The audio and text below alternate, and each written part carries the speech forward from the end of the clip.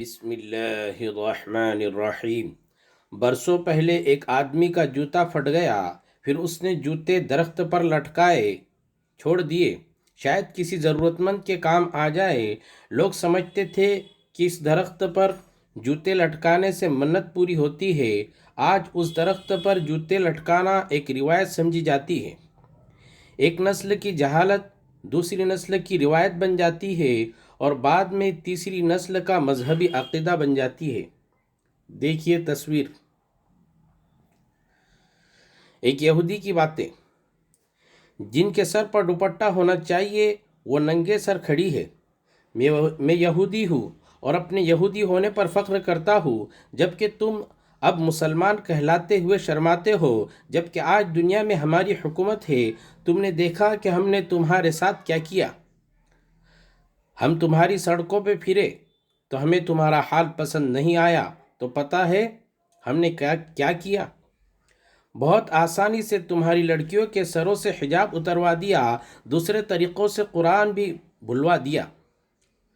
تم لوگوں کے پاس اپنا لباس بھیجا، اپنے بازاروں کو دیکھو، سارے عریاں لباس کی نمائش گاہ ہے، اور تمہاری تہذیب کا لباس تمہارے بازاروں میں ڈھونڈے نہیں ملتا۔ اور مزے کی بات یہ ہے کہ تم نے سب قبول کر لیا۔ کیا تم کو نہیں معلوم کہ یہی حال قوم لوط کا تھا؟ کتنے بیوقوف ہو تم کہ کہتے رہتے ہو یہودیوں نے ہماری زمینیں چھین لی، قرآن اور سنت کو ختم کروا دیا۔ تم کہاں مر گئے ہو؟ کچھ کیوں نہیں کرتے؟ سڑکوں پر تمہاری لڑکیاں ایسے لباس میں گھوم رہی ہے کہ نام کو لباس ہے۔ پہلے ہم نے تمہاری عورتوں کا حجاب اتارا، پھر چادریں، پھر دوپٹہ، پھر لباس چست کیا، شلواریں اونچی کی، اب شلوار کی جگہ ٹائٹس پہنا دیا۔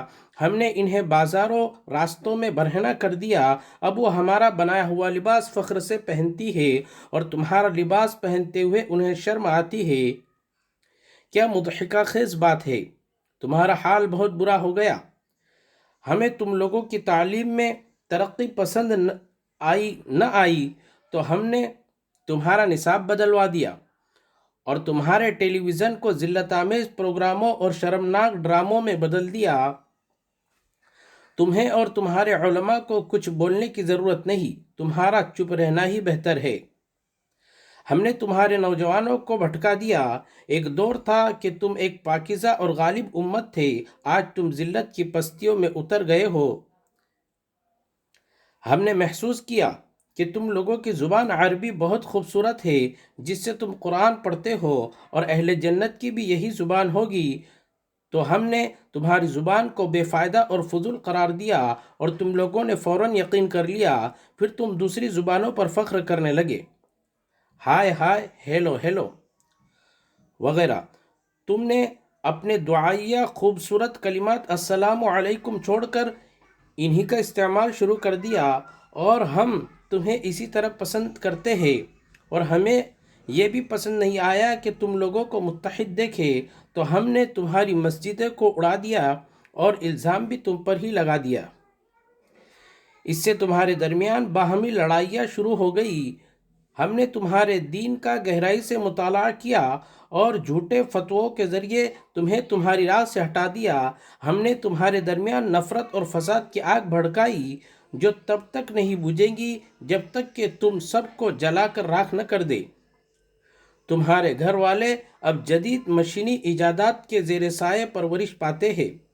ہم نے طرح طرح کے کمپیوٹر گیمز ایجاد کی، جن میں کھو کر تم قرآن کو بھول گئے، اپنے علماء کو بھول گئے، مسلمان سائنسدانوں اور ان کے کارناموں کو بھول گئے۔ تمہاری نئی نسل ایسی نسل ہے جو حق بات کہتے ہوئے ڈرتی ہے۔ ہم یہودی قوم اس بات پر فخر کرتے ہیں کہ تعداد میں اس قدر تھوڑے ہونے کے باوجود ہم نے تمہیں بہت آسانی سے گوشت کے ٹکڑوں کے مانند خرید لیا، اور تمہیں اس کا کوئی ملال نہیں، تم خوش اور مست ہو۔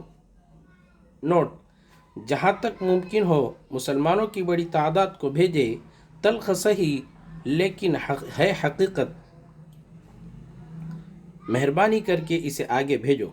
ہر گھر قرآن سکھاؤ، ہر گھر مکتب بناؤ۔